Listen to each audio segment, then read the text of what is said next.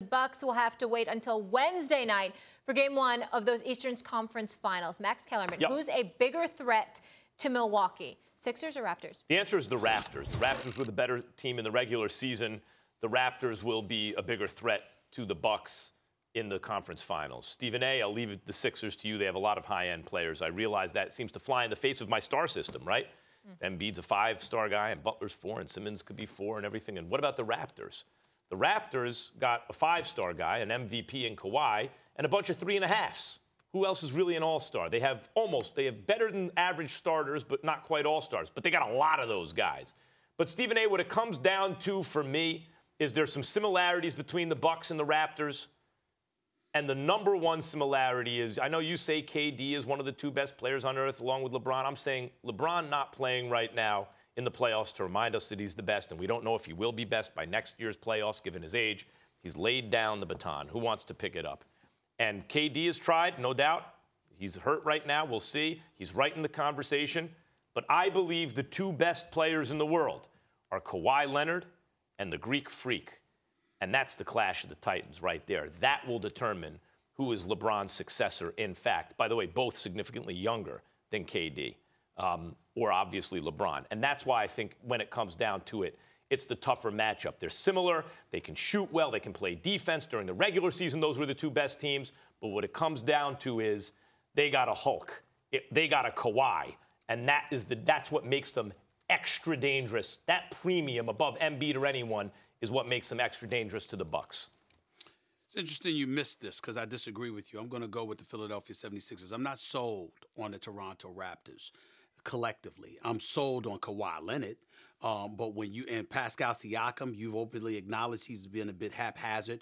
Then you look at their miniature guards like Kyle Lowry, Fred VanVleet. Both guys can play, but because of their size, their diminutive size, I think that bodes very, very badly for them against Milwaukee. Because outside of Bledsoe, they've got to deal with size all over the place. The Philadelphia 76ers don't have that problem, number one. Number 2, Jimmy Butler, Tobias Harris, Ben Simmons. That could be formidable as well. Number 3, here's why I think that I'm shocked you missed this. Max Kellerman, did you know that the Philadelphia 76ers and the Milwaukee Bucks played 3 times during the regular season? Do you know that Milwaukee won 2 of those 3 games? In the first game that they went up against one another in October, the Greek Freak had 32, and Embiid, the loser, had 30. In the second game they went up against each other, March 17th, Embiid had 40. The Greek Freak lost, but he dropped 52. In the third game, April 4th, when they played against each other, the Greek Freak had 45. Embiid had 34. In other words, what I'm saying to you is when we talk about stars, and we know what Kawhi Leonard brings to the table, and we know what questionable health exists with Joel Embiid and what have you.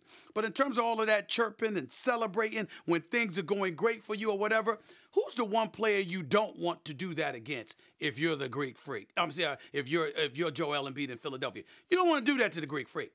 And guess what? Who's the one player that doesn't care? It would be Joel Embiid. So it's beautiful when I look at it from that perspective. It's a fun matchup. Again, it's a nice matchup.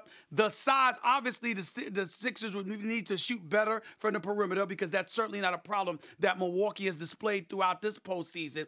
But when you look at the size, the starting 5 that the Sixers throw out there and how they match up, and not only do you love that, but me speaking to the Sixers, they actually want Milwaukee. They've been saying it before the playoffs. They're like, we think we can take them. They were worried more about Toronto than they were about Milwaukee. So it'll be interesting to see what happens in that regard. And then last but not least, of course, I don't have global entry, so I'm rooting for Philly. We know that.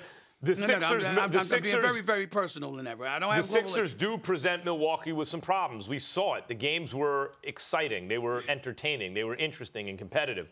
And the Freak and Embiid went at it. I thought Embiid actually did a very good job defending the second to last game against Antetokounmpo, better than Ben Simmons, which was surprising to me. Embiid's a great defensive player. No. You mean the first game, because the second game is when the Greek Freak had 52.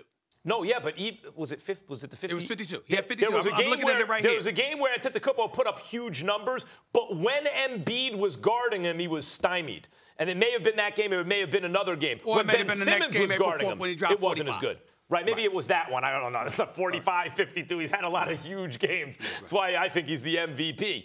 But the Raptors are a cohesive unit who've been playing together for a while. And like, even Milwaukee, like, you think about Milwaukee right now, I think their best lineup, and except for the Hamptons 5 and Golden State, Brogdon, Middleton, Freak, Mirotic, Lopez, Bledsoe and Hill and these guys off the bench. Like, I don't know what you do with that 5. I'm not even talking about Bledsoe. I mean, just those. That's a couple of guys that can shoot the lights out around them. I don't know if you should include Brogdon that much, even though he came back. Plantar fascia, I mean, that's no joke. Painful. And so you never know how much you can trust in terms of his minutes that he's going to log. By the way, to me, that's the whole key to Milwaukee. That's the whole key to Milwaukee. How much Brogdon are you really getting? And can Mirotic really be fully Mirotic? If that stuff comes together, I think they're going to win the title, maybe even if it doesn't. I got another The Raptors, though, are similarly constructed in many ways, well, Molly, and I think it's a better matchup. Molly, I think as of this morning,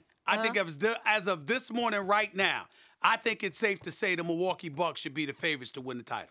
I agree. As of this morning. Because of the injury to Kevin Durant and because I don't think Houston would beat Milwaukee. And they're done with their series. They're the team that's done with their series. But is that a good thing? That's what I was actually going to ask you. Is that a good thing? Now they're going to have a full week off between eliminating Boston. Well, it's good because of Brogdon. It's good because of Brogdon. Exactly. All right. Brogdon. Who looked good, by the way.